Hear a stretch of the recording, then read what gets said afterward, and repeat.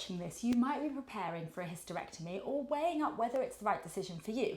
And that's a big moment. A hysterectomy could be life-changing in many positive ways, especially if you've been struggling with symptoms like heavy bleeding, fibroids, or pelvic pain. But naturally, it also comes with questions, emotions, and a need for clarity. So I'm Brooke, I'm an obstetrics and gynecology doctor.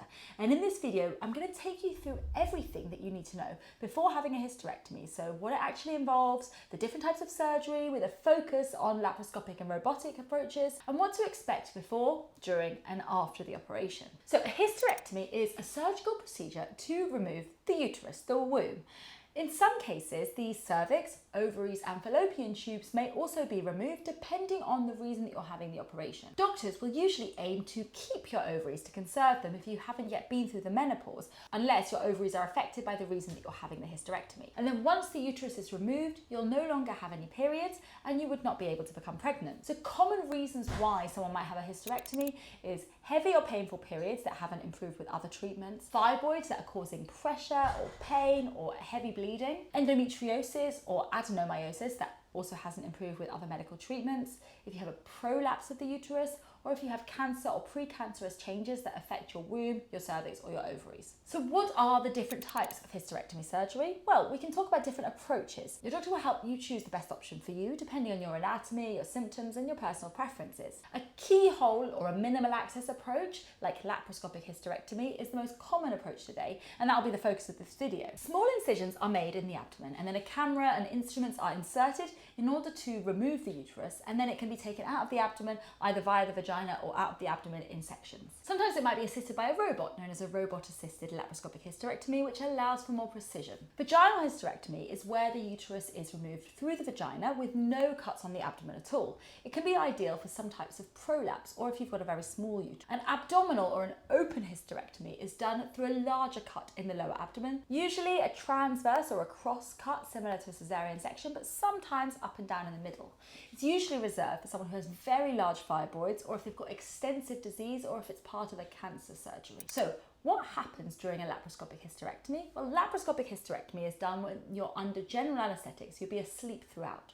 Once you're asleep, you're positioned in what's called the Lloyd-Davis position. So like in this video, you would be lying on your back with your legs supported and slightly elevated. And then your body, the entire bed, is tilted slightly head down to help your surgeon to access your pelvis.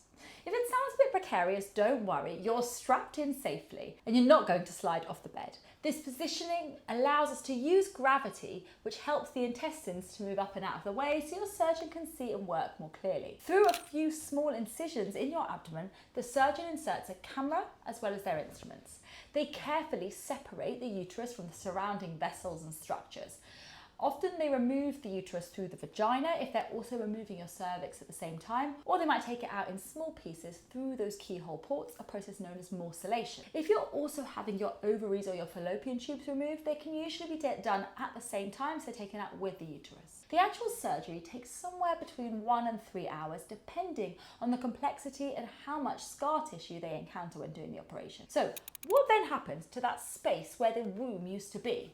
This is a question I hear surprisingly often. The answer is your body fills it up. The uterus is actually quite a small organ. It's around the size of a pear when you're not pregnant, although it might be much larger if you had fibroids. After that uterus is removed, the surroundings, tissues and intestines naturally just shift to fill the space. Although you might feel a bit weird and empty at the start while everything finds its rightful place, eventually there isn't just a big empty gap there.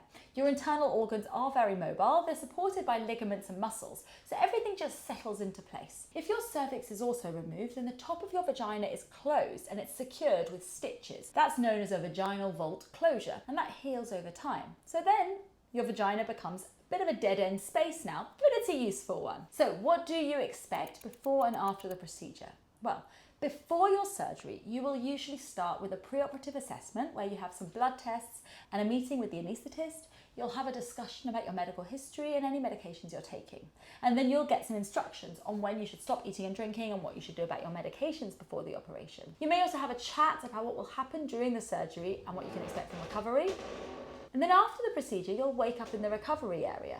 Most people will feel a bit groggy and some tenderness in the tummy. You'll spend a couple of hours in the recovery before you go to a ward to recover. You might also have a catheter placed in your bladder for a short while to help empty your bladder when you're not able to get up and pass urine so easily, but that will probably be removed the same day or the next day. Some vaginal bleeding, like a light period, can be expected for a few days after the procedure and may even last up to a couple of weeks. You can have some crampy pains and some shoulder tip pain if you had that procedure done laparoscopically or robotically. And with a laparoscopic hysterectomy, you may actually even be able to go home the same day or the next day after one night in hospital. Most people feel up and about within a few days, but they still need to take it easy.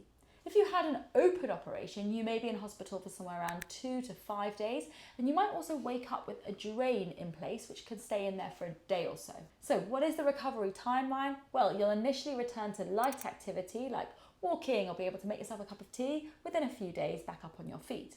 You can expect to return to desk-based work in the first 2 to 4 weeks, and you can expect full recovery and without any lifting restrictions or exercise restrictions by about 6 weeks. You shouldn't have sex or baths or go swimming until you've been cleared by your doctor, but it's usually about 6 weeks. Your first few weeks after the operation might involve some tiredness or bloating, and if you had your ovaries removed and you hadn't been through the menopause, you can also expect to feel some emotional ups and downs as you enter the menopause quickly.